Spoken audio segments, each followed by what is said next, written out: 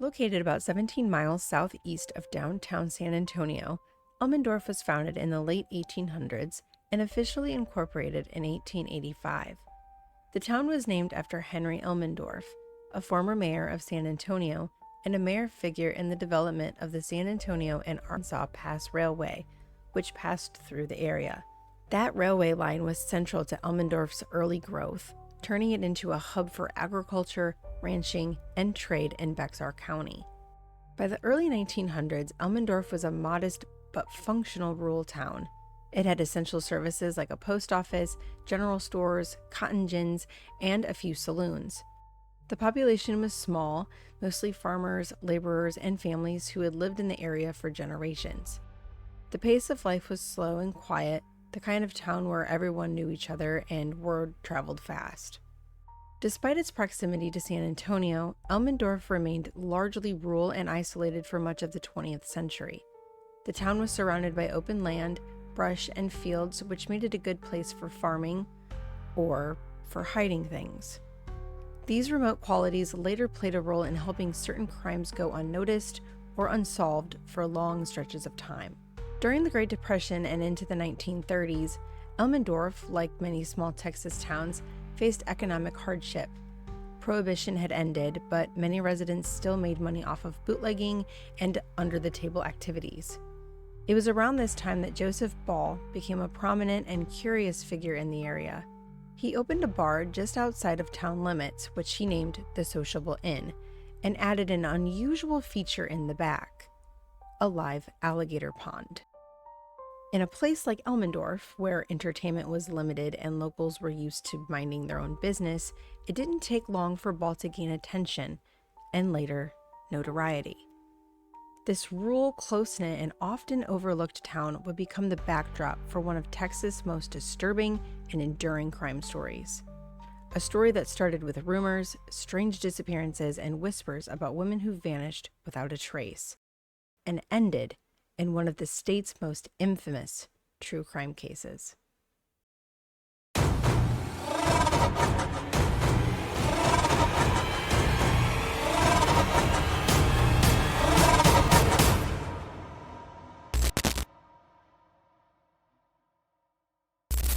Joseph Douglas Ball was born on January 7, 1896 in San Antonio, Texas, the second of 8 children.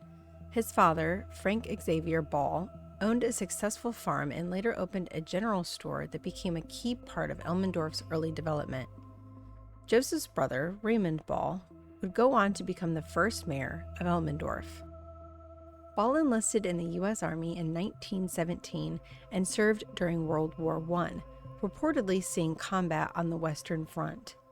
Details of his service are vague, but some family members later suggested he returned from the war a changed man.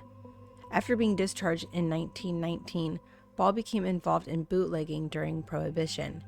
He ran whiskey from San Antonio in a large barrel hidden in his car, which eventually helped fund the opening of his bar, the Sociable Inn, in the early 1930s.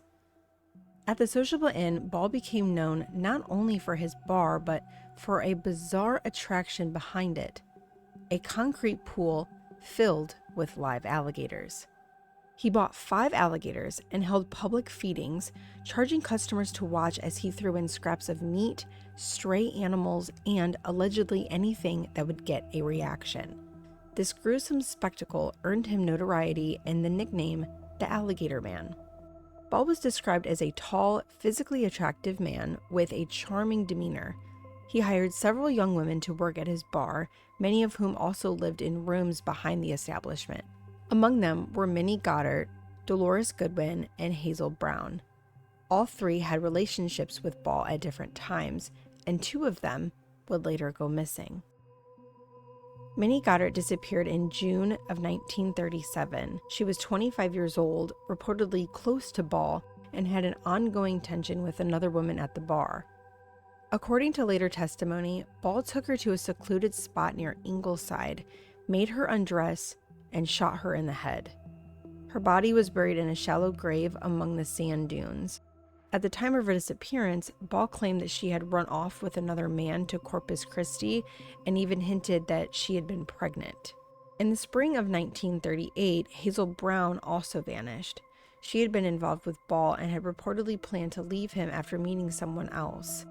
According to a man named Clifton Wheeler, who worked odd jobs for Ball and was close to the situation, Ball killed her in a fit of jealousy. He shot her in the back and then forced Wheeler to help dispose of the body. They put her in a barrel and transported it to a remote bluff outside of town. There, Ball dismembered her with a saw while drinking heavily and burned her head in a fire. Her remains were buried nearby.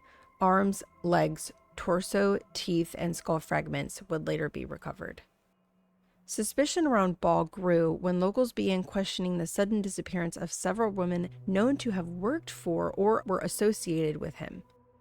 On September 23, 1938, police received a tip from a man who claimed Ball had a foul-smelling barrel hidden behind a barn belonging to his sister. When authorities arrived, the barrel was missing, but they decided to question Ball anyway. Deputies arrived at the sociable inn that same day. When they told Ball that they needed to bring him in for questioning, he asked if he could get himself a drink first. They allowed it. Ball calmly walked behind the bar, took out a .45 caliber pistol from a drawer under the counter, and shot himself in the chest. He died almost instantly. Some reports claim that he shot himself in the heart. Others suggested it was a shot to the head. But from what I do know in the history, the documented history, is that he did shoot himself in the chest. Either way, his suicide ended any chances of fully understanding the scope of his crimes. Following Ball's death, authorities began searching his property.